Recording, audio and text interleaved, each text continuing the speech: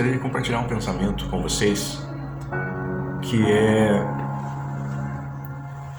sobre propósito.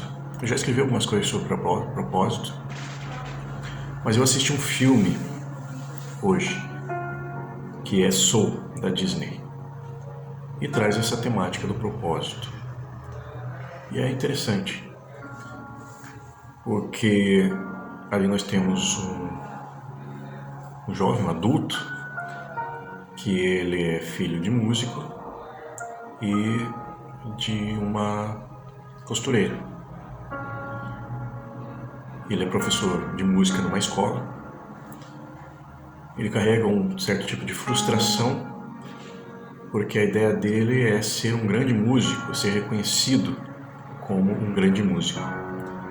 E ele relata no desenho, ali no filme, que é uma animação, que quando ele foi pela primeira vez num bar de jazz com o pai dele, ele viu um músico tocando de forma inspiradora e ele decidiu naquele momento que queria ser que nem aquele homem.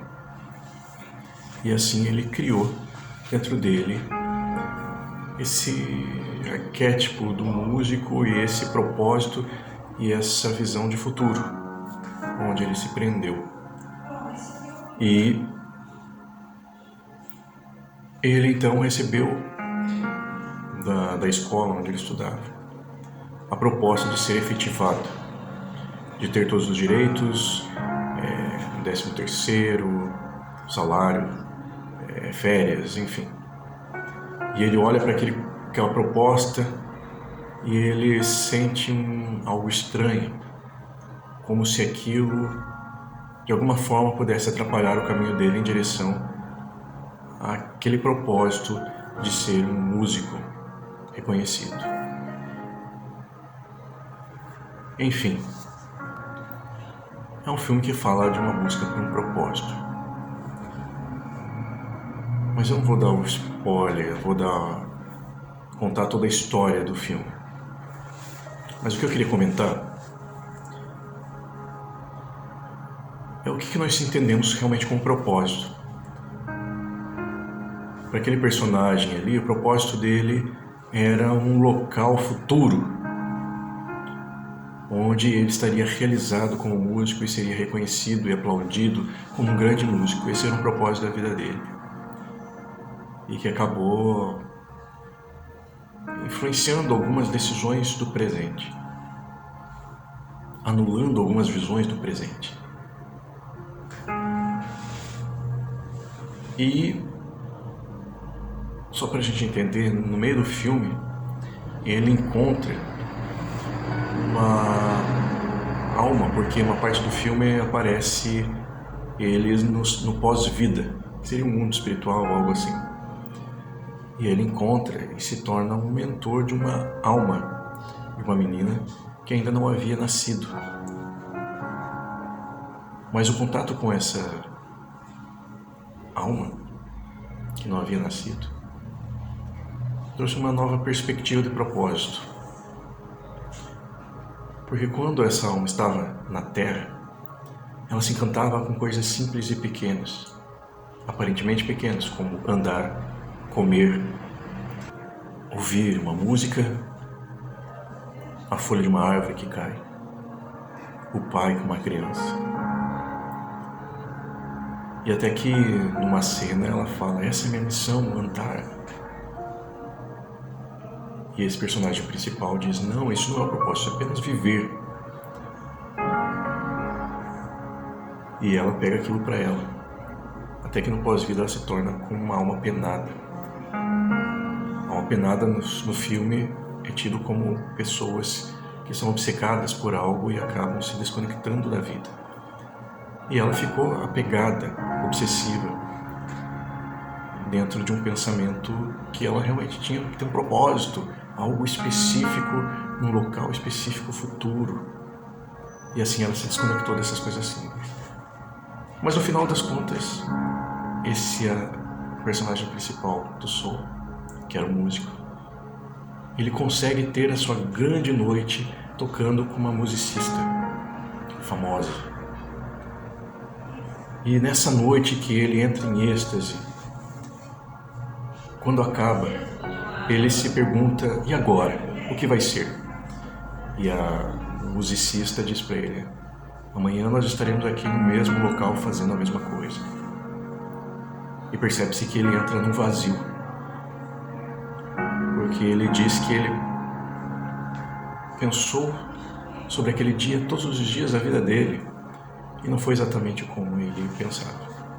Então ele cumpriu aquele desejo e entrou num tipo de vazio. E ele começou a questionar interiormente, no seu interior, o que de fato seria o propósito. E um dos mentores, até nesse pós-vida, diz para ele assim, não tem nada a ver com propósito e missão.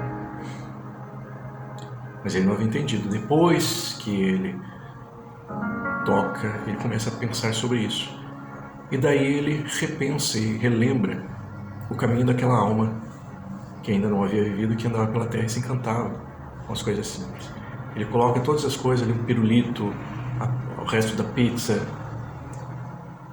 a folha da árvore que caiu na frente do piano que ele estava tocando e começou a tocar pensando naquela simplicidade.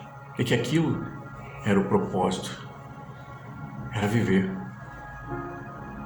O propósito era simplesmente viver, não exatamente um local futuro, algo futuro. Isso é interessante. Quando o sábio do livro de Eclesiastes, na Bíblia, questiona sobre a vida, sobre o propósito debaixo do céu, debaixo do sol, ele chega à conclusão que tudo é vazio, tudo é vaidade. Vaidade é regel no hebraico, que significa vazio, vão. Tudo é vão. Não é exatamente um propósito específico em tudo, mas é vazio. E em outro texto diz assim, há um tempo e um modo para todas as coisas, todos os propósitos debaixo do céu. Há tempo de plantar, há tempo de colher, há tempo de rir, há tempo de chorar. E ali o propósito então se associa com esses movimentos da vida. Chorar, rir, abraçar, caminhar. Os movimentos da vida. Ele fala um tempo para todos esses movimentos da vida e que é o propósito debaixo do céu. É desfrutar dos movimentos da vida diária. Eu me atentar para aquilo que eu tenho no presente, que se apresenta agora. Agora, nesse momento, estou tendo o propósito de falar, de comunicar. E isso está sendo significado agora. Está sendo uma missão. Então, talvez o que Anaxágoras fala, um filósofo antes de Cristo, ele fala que não é exatamente um propósito, né, para todas as coisas, mas o único propósito nos, que é a grande mente criadora do universo, é fazer com que as coisas se movimentem de forma mecânica. Não há nada de propósito específico, mas é um movimento mecânico das coisas, como um dominó. Caiu a primeira peça e isso vai produzir um movimento. Então, o propósito seria um movimento das coisas. E entender que tudo que eu faço agora, tudo que eu faço nesse momento, produz movimentos no mundo, movimentos na terra, movimentos nas pessoas. Então isso é um sentido de propósito. Entrar em movimento as coisas. É entender o que eu falo agora, o que eu estou falando agora, está gerando um movimento dentro de você. E algo que nunca para. Por isso é eterno. Eterno, isso é a ideia do propósito. O propósito tem uma ideia de caráter eterno. A palavra etimologia significa o que me leva para frente. Aquilo que me leva para frente. É aquilo que me faz existir no amanhã.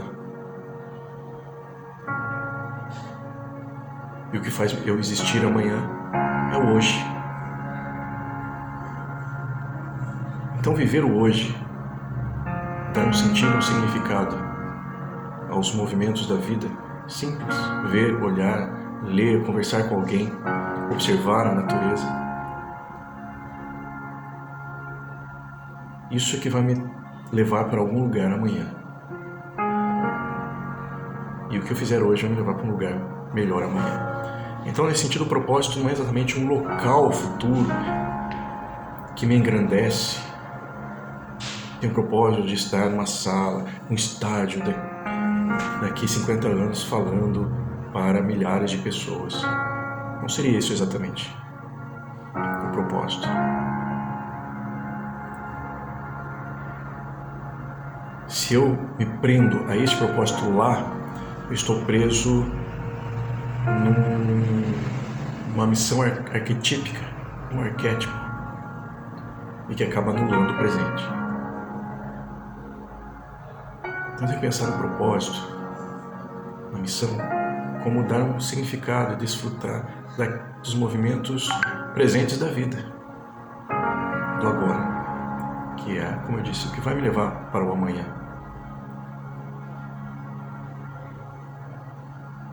E que vai levar para o depois e depois.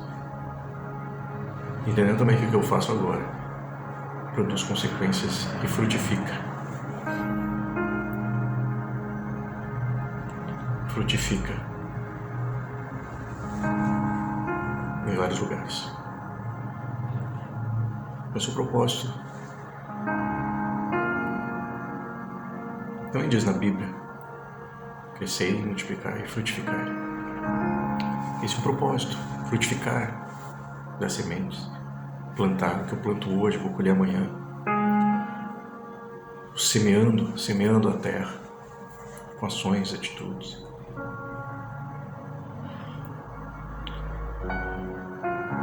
É interessante então que dentro do filme, aquela alma da criança,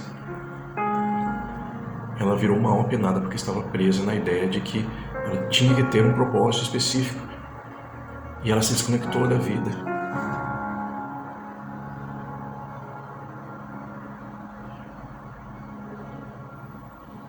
Ela estava esperando algo lá.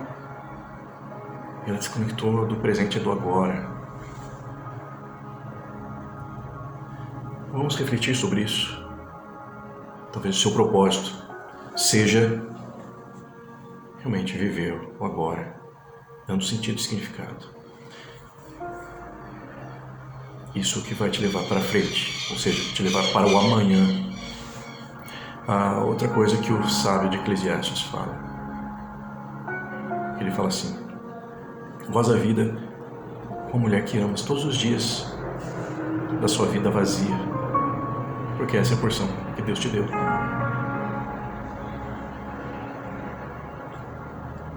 Ele traz ali para o dia a dia: goza a vida com a mulher que amas. Você tem um corpo, cuide do seu corpo.